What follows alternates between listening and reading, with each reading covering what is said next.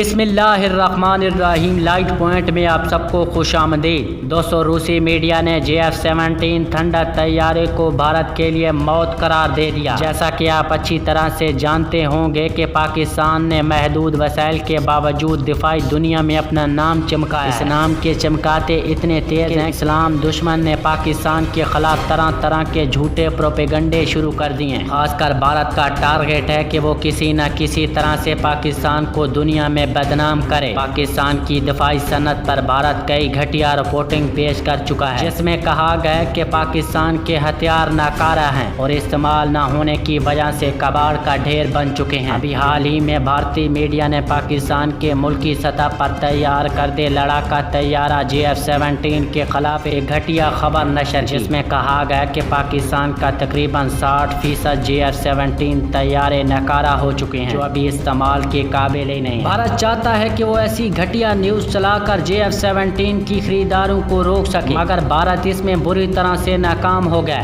اسی واقعے کے فوراً بعد ارجنٹ ایئر فورس نے بھارتی تیجس طیاروں کو لات مارتے ہوئے پاکستان کے JF-17 تھنڈر طیاروں کی ڈیل فائنل کر دی۔ یہی نہیں بلکہ نائجیریا اور آذربائیجان بھی ان طیاروں کی ڈیل فائنل کر دی ہے، جس کی بدولت JF-17 تھنڈر طیارے نے راتوں رات پوری دنیا کو اپنی طرف متوجہ کر لیا۔ ناظرین گرامی، یہ وہی JF-17 تھنڈر ہے جس نے 27 فروری سن 2019 کو بھارت کی ہیکڑی نکال کے رکھ دی تھی، اور دوسری جانب ایک روسی اخبار نے JF-17 کے متعلق خبر نشر کرتے ہوئے دعویٰ کیا کہ عالمی مارکیٹ میں امریکی اور روسی طیاروں کی خریداری میں 25% تک کمی دیکھنے کو ملی۔ سن 2020 میں سب سے زیادہ پسند کیا جانے والا لڑاکا طیارہ JF-17 تھنڈر اور چائنیز ساختہ J-10C لڑاکا طیارہ ہے، کیونکہ ان طیاروں کی پرفارمنس لاجواب ہے، اور اگر قیمت کو دیکھا جائے تو ایک روسی MiG-35 لڑاکا طیارے کی قیمت میں 2 JF-17 تھنڈر طیارے آتے ہیں، تو اسی وجہ سے کم بجٹ رکھنے والے ممالک کی پہلی چوائس JF-17 تھنڈر ہی ہوتی ہے۔ اسی بدولت اس لڑاکا طیارے نے سن 2020 میں اپنی کامیابی کے جھنڈے ایسے گاڑے ہیں کہ روس جیسا طاقتور ملک بھی